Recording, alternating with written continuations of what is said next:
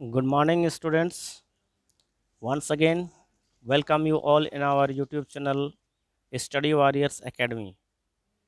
And again, I welcome you all in our online classes.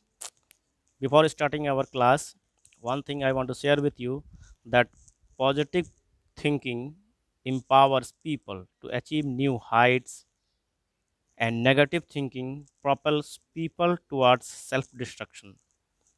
इसका कहने का मतलब ये है, अगर हमारे अंदर में पॉजिटिव थिंकिंग है तो हम जीवन की नई ऊंचाई तक पहुंच सकते हैं, जीवन में नया नया अचीवमेंट्स पा सकते हैं। और अगर हमारे अंदर में नेगेटिव थिंकिंग है तो वो हमें हमारी बर्बादी की ओर लेके जाएगी। इसलिए I request you my dear students, always think positive in your life. By this well wishing, let us start our chapter from economics. Dear students, we are studying chapter people as a resource. In this chapter, most of the part from this chapter we have discussed in our last video. Today, uh, we will study quality of population. Under this, we have discussed about the education. Education is a quality of people. Education must be there for people. Why? Because if education will be not there, then he cannot utilize the resources. So, as I discussed you already in our last class, that for utilizing resources with efficiently, with effectively, a people must be literate, or and one who is illiterate or one who is not skilled, we can say the people are not given proper wages, or obviously they cannot utilize the resources efficiently, effectively, and the skillful person utilize the resource effectively, and it become the causes of the growth of any industry, growth of any company, or it helps to increase the development in our GDP, as we have discussed already. So, dear students, today we will discuss about health, how health is important for a human being. Let us discuss regarding this. So, firm maximize profit, everybody knows. Okay, so do you think any firm would be induced to employ people who might not work efficiently as healthy workers because of his ill health? तो क्या भी आपने कभी ये देखा है कहीं कि कोई भी कंपनी या कोई भी फर्म ऐसे व्यक्ति को एम्प्लॉयमेंट देता है जिसका हेल्थ खराब हो? नहीं देता है, क्योंकि एक स्वस्थ व्यक्ति जितनी इफ़िशिएंटली कोई भी काम को कर सकता है, एक बीमार व्यक्ति उतना एफिशिएंटली उस काम को नहीं कर पाएगा। So the health of a person helps him to realize his or her potential and the ability to fight illness. एक हेल्दी पर्सन ही रियलाइज कर सकता है कि वह कितना एफिशिएंट काम कर सकता है, कोई भी चीज़ को कितना प्रोडक्टिव वे में कोई भी काम को कर सकता है, एक बीमार व्यक्ति नहीं कर सकता है। ठीक है ना? ही और सी not be able to maximize his her output to the overall growth of the organization. He is not able to maximize profit for the organization, क्योंकि वह बीमार है, वह अस्वस्थ है। तो वह अस्वस्थ व्यक्ति क्या कर सकता है? जितना एक स्वस्थ व्यक्ति कर सकता है, क्या अस्वस्थ व्यक्ति कर सकता है? जी नहीं। Indeed, health is an indispensable basis for realizing one's well-being. Okay, henceforth improvement in the health status of the population has been the priority of the country. अगर कंट्री को आगे बढ़ना है, कंट्री को डेवलप करना है, तो यहाँ के पीपल को, यहाँ के जो पीपल हैं उसके हेल्थ पर विशेष ध्यान देना है। आज़ादी के बाद आप लोगों ने देखा होगा, स्वास्थ्य से संबंधित, हेल्थ से रिलेटेड बहुत सारे कार्यक्रम, बहुत सारे प्रोग्राम्स सरकार द्वारा रेगुलेट किए गए हैं। क्यों रेगुलेट किए गए हैं? क्योंकि as we discussed that health is the basis for realising one's well being.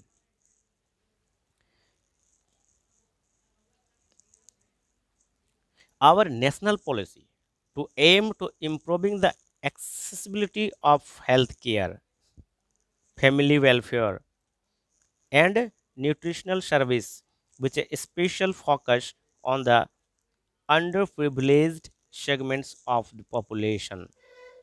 हमारे देश, हमारे सरकार की भी यही पहल होती है, यही सोच होती है कि सबसे पहले हम हेल्थ केयर को सुधार करें, फैमिली वेलफेयर को सुधार करें। और ज़्यादातर आप देखिएगा जो जो माताएं जब बच्चा जनती है या बच्चे का जब जन्म होता है तो उस समय ज़्यादा से ज़्यादा न्यूट्रिशन पर ध्यान दिया जाता है, बच्चे के पोषण पर ध्यान दिया जाता है, माता के पोषण पर ध्यान दिया जाता है।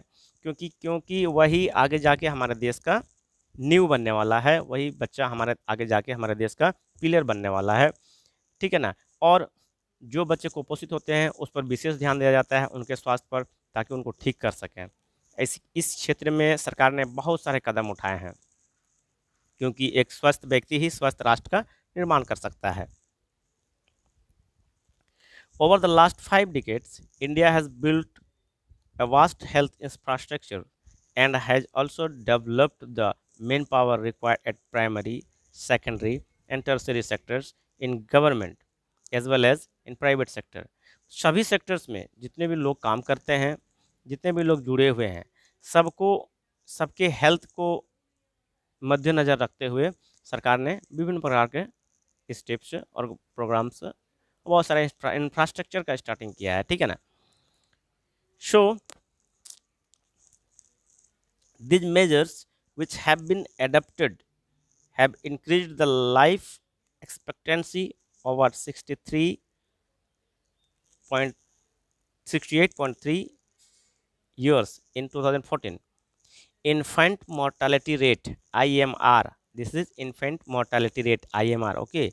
If anybody asks you what is the full form of IMR, then you can say infant mortality rate has come down from 147 in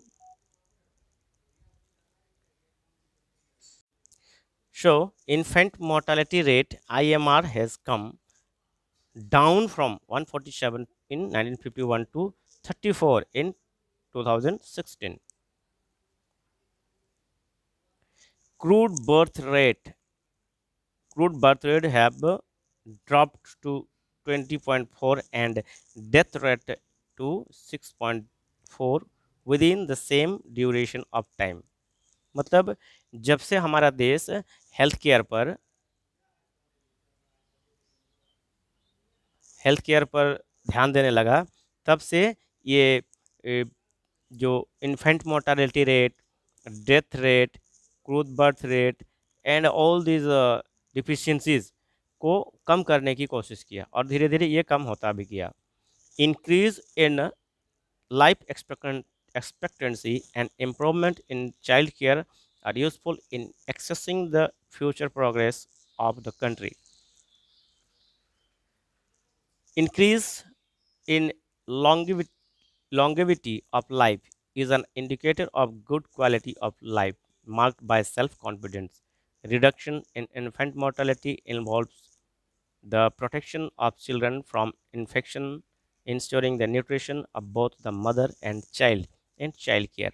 So किसी भी देश को अगर डेवलप करना है, अगर प्रोग्रेस करना है, और ठीक है ना, तो वहाँ का जो हेल्थ केयर है उस सिस्टम को मजबूत करना पड़ेगा। इससे क्या होगा? इन्फेंट मोर्टालिटी रेट को कम करना पड़ेगा, ठीक है। इन्फेंट मोर्टालिटी रेट कम कैसे होगा? इसके लिए सिस्टम बनाया जाना चाहिए। और अभी हमारे देश में देखा जाए तो जो न्यूट्रिशन, माँ का और बच्चे का जो न्यूट्रिशन केयर है, चाइल्ड केयर है, इस पर विशेष ध्यान दिया जा रहा है, क्योंकि इससे हमारे देश का जो हेल्थ केयर है वो सुधार हो सके। So let us discuss the study table 2.2 and answer the following. 2.2 table is where, just go through. This one is 2.1 and 2.5, 2.2. Okay, this one is the table of 2.2. This is a health infrastructure over the year. Health infrastructure over the year. Okay, these are some data about health infrastructure. You can see in it is data about 13, 14, 15, 16 and 17. Okay, SC, PHC and CHC is there, dispensaries and health hospitals are there, beds are there, government registered doctors and medical councils are there, nursing personnel are there. This is the data about all these things. Okay, how it increased 181,139 and 187,505 means starting since 2013, compared from 2013 to 2017, that it is increased. Okay, it is increasing on the way.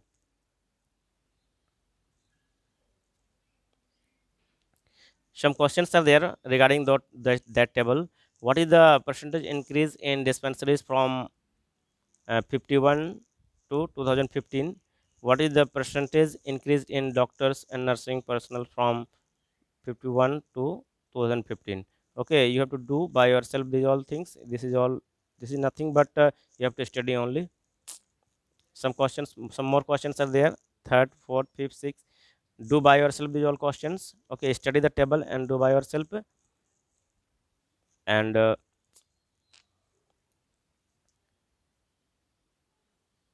there are many places in India which do not have even these basic facilities. हमारे देश में हमारे देश के बहुत ऐसे भाग हैं जहाँ पर ये सारे फैसिलिटीज़ भी नहीं पाए जाते हैं. There are only 381 medical colleges in the country and 301 dental colleges are there. Just for states like Andhra Pradesh, Karnataka, Maharashtra, Tamil Nadu have the maximum number of colleges. Other states has no colleges. Okay, one activity is there. You have to do by yourself this activity. Okay, whatever we are discussing in this video, whatever I am saying to you, you just try to do all these things. Okay, if you will not do by yourself, then you cannot understand, or you cannot uh, understand the thing or understand the topic. So whatever we discuss, try to do, you do practically to all those things. Whenever you go through the theory, you cannot understand perfectly. Whenever you do it in your practical, whenever you do it in your practice, then it will be perfect to you, perfection will become. Okay, so one activity is there, is visit a nearby hospital, either government or private, and note down the following details. What details you have to note down? Okay, first of all, you have to visit the hospital. Okay, how many beds are there in the hospitals you have visited? Up, you have visited, you have to count the beds, or you have asked to ask to the representatives from there how many beds are there in hospital. Okay, next, how many doctors are there in the hospitals? How many nurses work in the hospital? Beside, try to gather the following additional information. How many hospitals are there in your locality? How many dispensaries are there in your locality? Students, you just do this. This is your case study, and you must have to do all these things, these activities. If you will do these activities, then the perfection will become. Whatever the hesitations is there among you, that can be vanished from you. Okay, next thing, we have still we have studied, or we have discussed about the healthcare, and to now we will study, or we will discuss about the unemployment. Unemployment, what do you understand by the unemployment? Unemployment मतलब जिसके पास नौकरी नहीं है, जिसके पास रोजगार नहीं है, ठीक है ना। We had studied the story of Sakal's and okay, we had studied the story of Sakal. Just remind this in your mind. Sakal's mother Sila looked up after the domestic chores. We have discussed already. Children's and help her husband Buta in the field. Yes. Sakal's brother Jitu and sister Situ spend their time playing and roaming. कुछ काम नहीं करते हैं, घूमते फिरते रहते हैं. Can you call Sila or Jitu or Situ unemployed? If not, why? तो ये जो जीतू, शीला और सितू, ये अनएम्प्लॉयड, क्या क्या इनको हम अनएम्प्लॉयड कह सकते हैं? ठीक है, वो बच्चे हैं, नहीं कह सकते हैं, हो सकता है उनका उम्र नहीं हुआ होगा, चाहे जो भी हो, तो फिर क्यों नहीं कह सकते हैं, ठीक है ना। इसके बारे में we will discuss now. Okay, unemployment is said to exist when people who are willing to work at the going wages can not find job.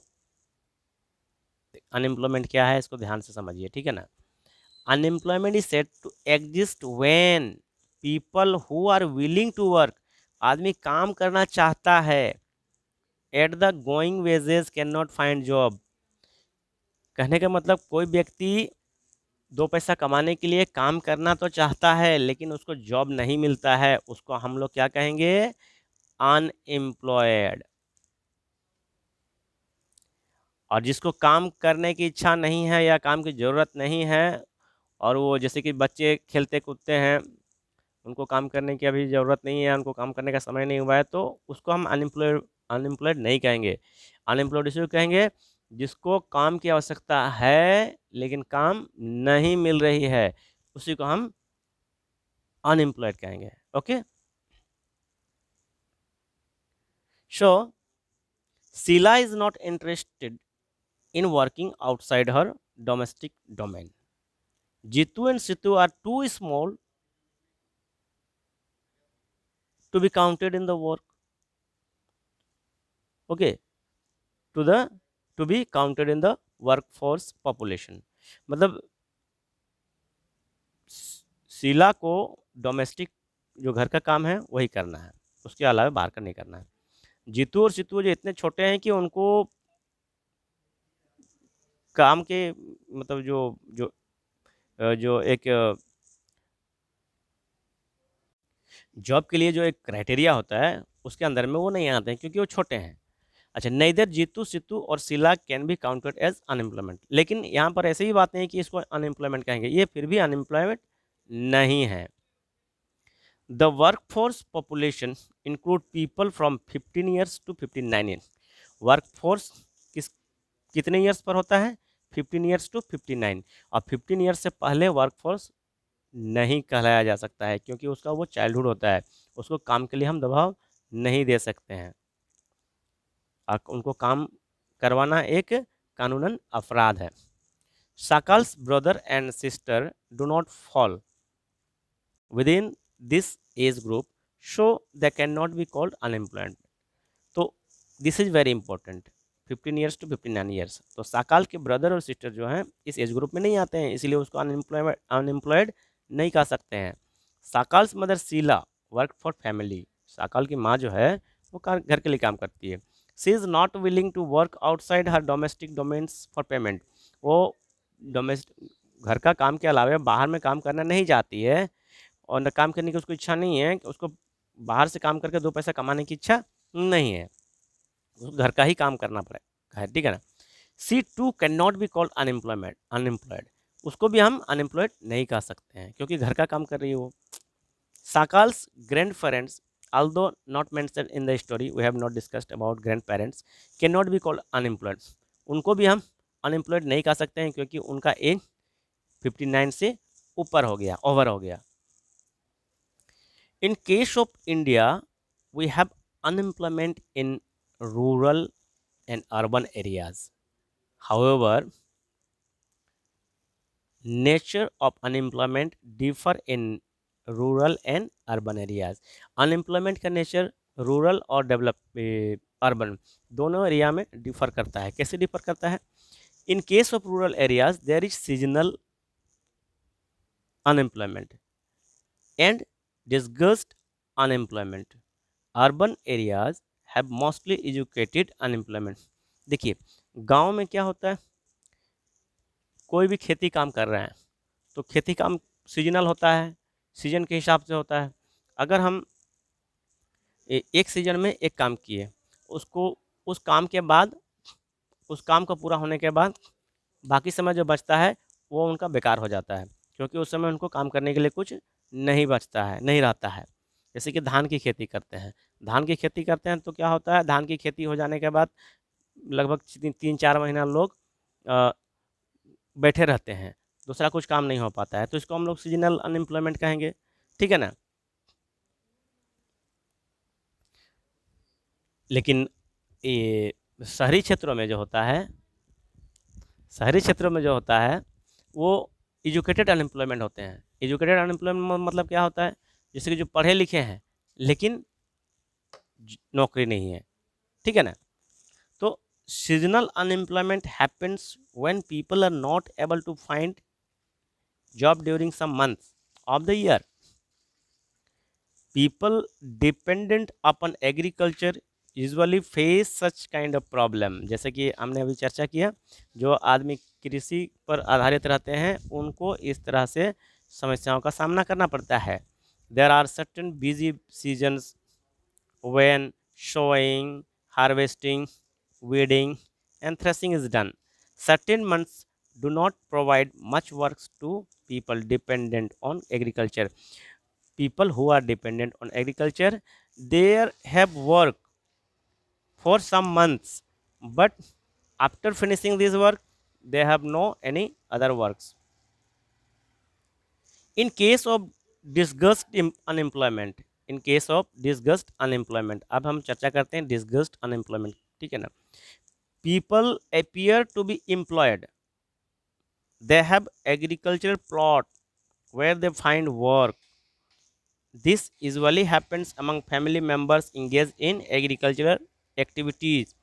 The work required, okay, the work requires the service of 5 people, but engaged 8 people। Discussed unemployment we have discussed already।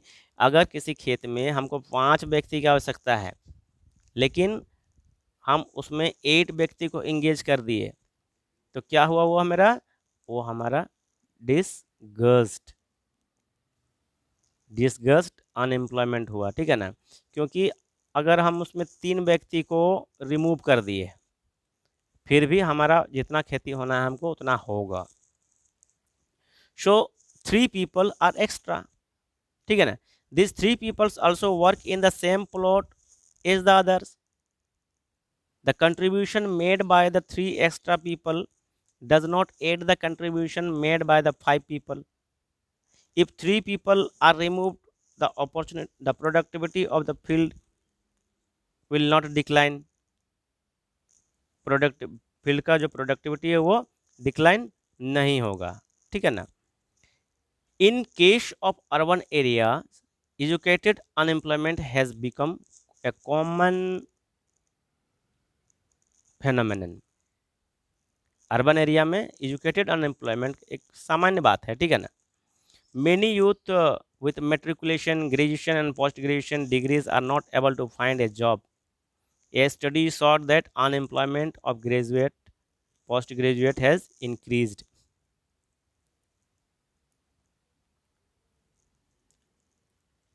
faster than among matriculations। Okay, a paradoxical manpower situation is witnessed, a surplus of manpower in certain categories coexist with a shortage of manpower in others। There is unemployment among technically qualified persons on one hand, while there is a dearth of technical skill required for economical growth।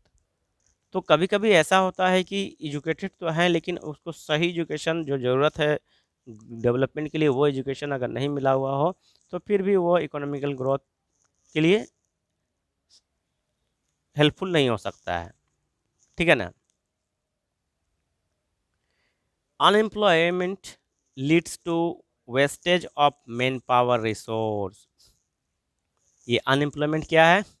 ये wastage of man power resource. What we are discussing about in this chapter, we are discussing about people as a resource, but if unemployment is there, then it is wastage of manpower resource. People who are an assets, people who are an asset for the economy turn into the liability. जो people को हम लोग क्या हमने बताया था, people को क्या क्या बताया था मैंने, assets बताया था।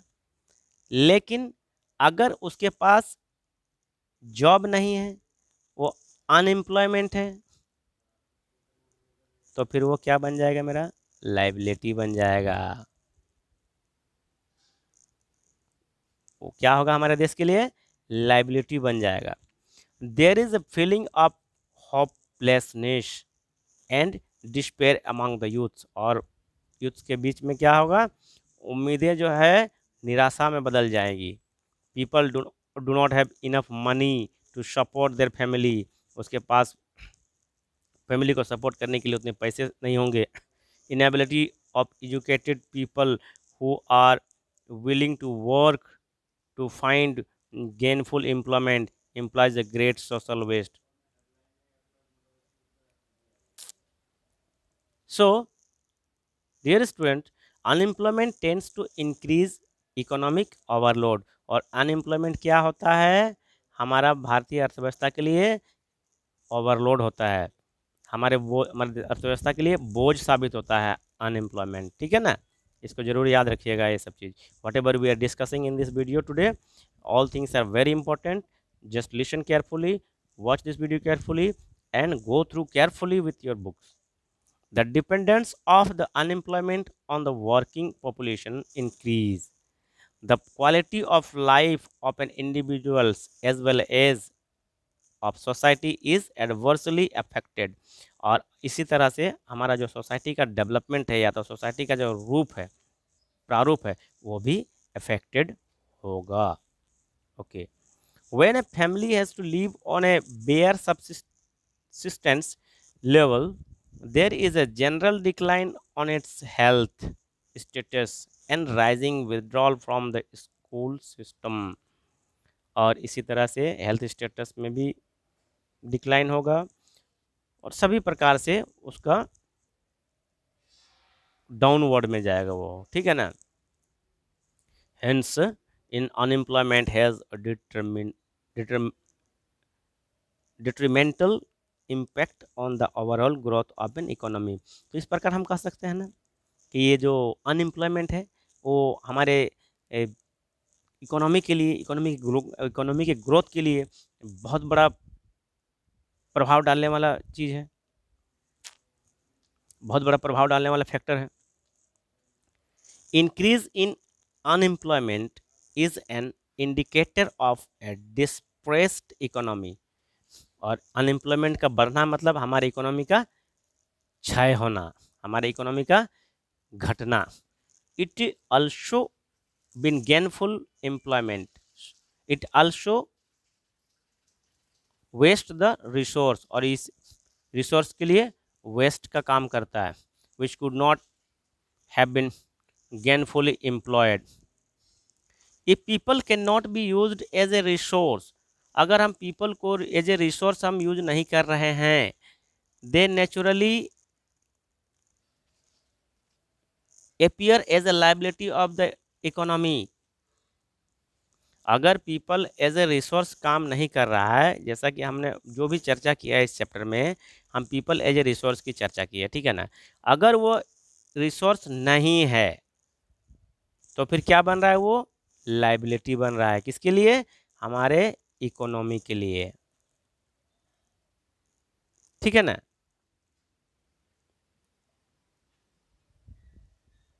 हमारी इकोनॉमी के लिए वो लाइबिलिटी बन रहा है। In case of India, statistically the unemployment rate is low, लेकिन हमारे इंडिया में ये अनएम्प्लॉयमेंट का रेट क्या है, लो है।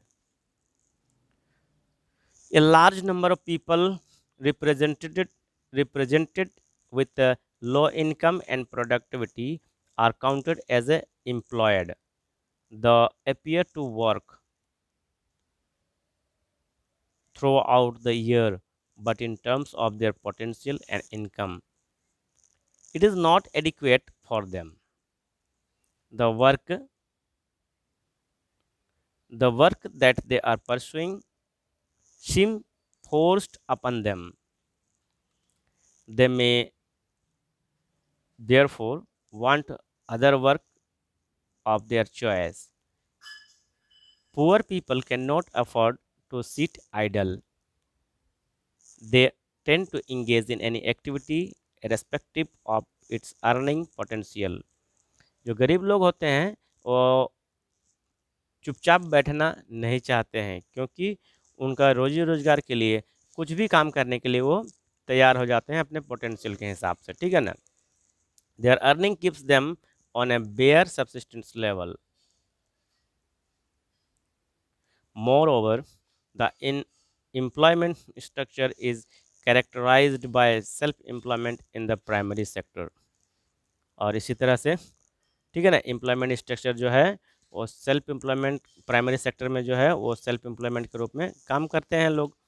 The whole family contribute in field even though not everybody is really needed. लेकिन सभी कोई फील्ड में काम करते हैं, अगर उसका ज़रूरत नहीं है फिर भी वो काम करते हैं। So there is disguised unemployment in the agriculture sector. इसी तरह से हम कह सकते हैं कि एग्रीकल्चर सेक्टर में ये डिस्गस्ट अनएम्प्लॉयमेंट देखा जाता है। But the entire family share what has been produced.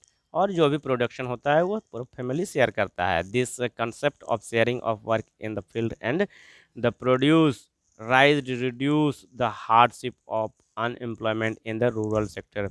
और यही चीज़ हमारा अनएम्प्लॉयमेंट को दूर करता है रूरल क्षेत्र में, ठीक है ना, ये अनएम्प्लॉयमेंट को दूर करता है। Gradually, surplus labor from every household tend to migrate from the village in search of job। लेकिन धीरे धीरे क्या होता है, जैसे जैसे परिवार बढ़ता है या आवश्यकताएं बढ़ती है, ये जो सरप्लस वर्कर्स थे, जो disguise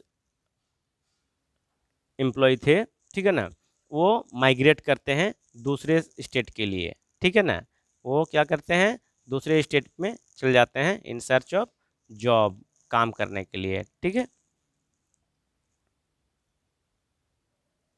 let us discuss about the let us discuss about the employment scenario in the three sectors mentioned earlier। Okay, agriculture is the most labor absorbing sectors in the of the economy। Agriculture में बहुत सारा labour की आवश्यकता होती है, ठीक है। In recent years there has been a decline in the dependence of populations on the agriculture, partly because of discussed in unemployment discussed earlier। Some of the surplus labor in agriculture has moved to either the secondary sectors or the tertiary sector। In the secondary sectors, small scale manufacturing is the most labor absorbing। Primary sectors में अगर disgust unemployment का देखा जाता है तो वो फिर क्या करते हैं, सेकेंडरी सेक्टर में मूव कर जाते हैं या टर्सरी सेक्टर में मूव कर जाते हैं। लेकिन ज़्यादातर अगर देखा जाए तो मैन्युफैक्चरिंग सेक्टर में लेबर की आवश्यकता ज़्यादा होती है, ठीक है ना। In case of the tertiary sectors various new services are now appearing like biotechnology, information technology and so on. तो टर्सरी सेक्टर में भी अभी बहुत ये भी डाइवर्स हो रहा है, इसका वर्क एरिया जो है वो क्षेत्र बढ़ रहा है, ठीक है। Next thing, let us read a story to know how people could become an asset for the economic of a village. चलिए इस स्टोरी को ध्यान से पढ़ते हैं, क्योंकि this is, I hope so this is almost the last part of this chapter, and this is very important. Let us go through. There was a village inhabited by several families. एक गांव है जहाँ पर बहुत सारे family हैं. Each family produced enough to feed its member. Each family met its need by the members making their own clothes and teaching their own children. One of the family decided to send one of its son to an agriculture college. The boy got his admission in the nearby college of agriculture. Okay. After some time, he became qualified in agro engineering and came back to the village. क्या होता है, एक गांव है जहाँ पर बहुत सारे फैमिलीज हैं. वहाँ के फैमिली लोग क्या करते हैं, प्रोडक्शन करते हैं और अपने परिवार को चलाते हैं. ठीक है ना. वहाँ के लोग अपना कपड़ा बनाते हैं और अपने बच्चों को खुद पढ़ाते हैं. लेकिन एक व्यक्ति जो है ऐसा है जो अपने बच्चे को एग्रीकल्चर कॉलेज में एडमिशन करा दिया और वो बच्चा वहाँ से पढ़ लिख के एग्रो इंजीनियर बन के फिर वापस गांव आ गया. ठीक है ना. He proved to be so creative. वो अब तो ट्रेनिंग लेके आया तो ऑब्वियसली वो क्रिएटिव हो गया. That is could design and improve type of plough. अब अच्छी तरह से वो खेती बाड़ी करने का ट्रेनिंग उन्होंने लिया है तो खेती में मॉडर्नाइजेशन लाने की कोशिश कर रहे हैं. Which increase the yield wheat. ठीक है ना. वीट का प्रोडक्शन को बढ़ाने का टेक्निक अपना रहे हैं. Thus a new job of agri engineer was created and filled in the village. The family in village sold the surplus in the nearby neighboring village. अब जो उसे प्रोडक्शन ज़्यादा हो रहा है उसको वो बगल के गांव में बेच रहे हैं. They earn good profit. ठीक है ना. पहले जो ट्रेडिशनल वे में वो खेती करते थे उससे वो अब मॉडर्न वे में कर रहे हैं तो ज़्यादा कमाई हो रहा है तो उसको बेच के उसमें प्रॉफिट कमा रहे हैं. Which they shared among themself. Inspire by his success, all the family after some time held a meeting in the village. सभी मीटिंग करते हैं गांव में. They all wanted to have a better future for their children too. अब वो अपने बच्चों का बेहतर फ्यूचर के लिए अब विचार विमर्श कर रहे हैं. जिस तरह से वो बच्चा पढ़ के आया और कुछ नया टेक्निक्स अपना के प्रोडक्शन को बढ़ाया, उसी प्रकार सभी लोगों ने सोचा कि अगर हमारे बच्चे भी पढ़ेंगे बाहर में तो ये अच्छा होगा. They requested the panchayat to open a school in village. अब उन्होंने अपने विलेज में ही एक स्कूल खोलने का उन लोगों ने फैसला बनाया. They assured the panchayat that they would all send their children to school. और सभी को उसी स्कूल में बच्चों को पढ़ाने के लिए निर्णय लिए.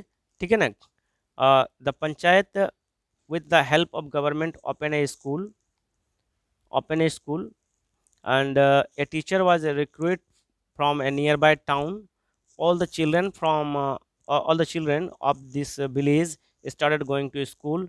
After some time, one of the family gave training to his daughter in tailoring. He started stitching clothes and all for the families, for village, for everyone now wanted to buy and wear well tailored clothes. Thus another new job. First job was agro engineering na. First job was agro engineering. Second job was what? Tailoring. Second job is tailoring. So thus new job that for a tailor was created. Okay. This had another positive effect. तो ये क्या था, एक positive effect था. अभी आज हम लोग अपने स्टार्टिंग में ही इस वीडियो के स्टार्टिंग में ही हम लोगों ने चर्चा किया था ना कि think positive. We should always think positive because if we think negative then it send us और people. If we think negative तो negative thinking propels people towards self destructions and positive thinking empowers people to achieve new heights. Yes, we have discussed already. So it was the positive effect for the village. The time of the farmer in going far for buying clothes. was saved. As the farmers spent more time in the field, the yield of the farms went up. This was the beginning of prosperity. The farmers had more than what they could consume. अब farmers क्या है, ज़्यादा ज़्यादा grow कर रहे हैं, और farmers जो जितना कंज्यूम होता है उससे ज़्यादा ग्रो कर रहे हैं, तो उसका सरप्लस हो रहा है, जिसको कि वो मार्केट में बेच के उसका प्रॉफिट ले रहे हैं. Now they could sell what they produce to other who come their village market. Over time, this village which formerly had no job opportunities in the beginning, जब शुरू में इस गांव में कोई जॉब अपॉर्चुनिटी नहीं था, ठीक है ना, अब क्या हुआ, had many like teacher, tailor, agro engineer and many more job was created in this job, in this village.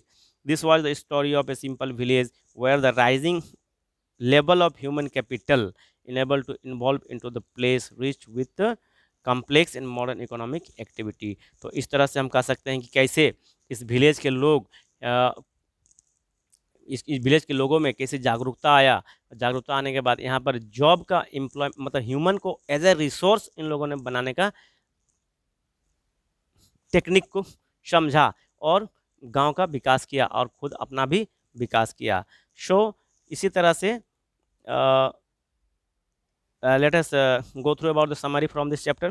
अच्छा, you have seen how inputs like education, जैसे कि कैसे इसमें क्या क्या हम देखें कि एजुकेशन के रूप में, एजुकेशन और हेल्थ के रूप में इनपुट दिए हम, and making people and assets for the economy. कहने का मतलब पीपल को एक एसेट्स, हमारी इकोनॉमी के लिए एसेट्स बनाने के लिए हम इस पे इनपुट में क्या दिए, हेल्थ दिए, एजुकेशन दिए. And in this chapter we have also discussed about the economic activity undertaken in the three sectors: primary sectors, secondary sectors and tertiary sectors of the economy. Okay, also we study about the problem associated with the unemployment. अब employment नहीं था, ठीक है ना, disgust employment था, उसके बारे में भी हम लोग चर्चा किए. Finally the chapter ends with the story of a village with formerly had no job but later had plenty.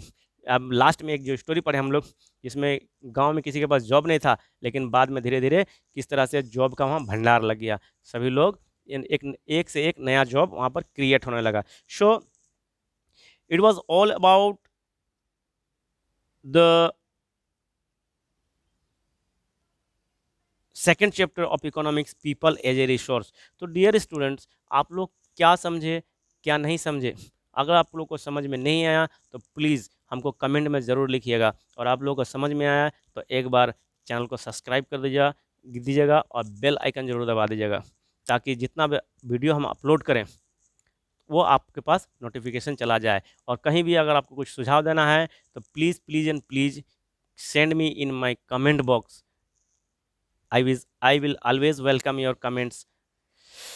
And जाते जाते, the foundation of success regardless of your chosen field is your attitude.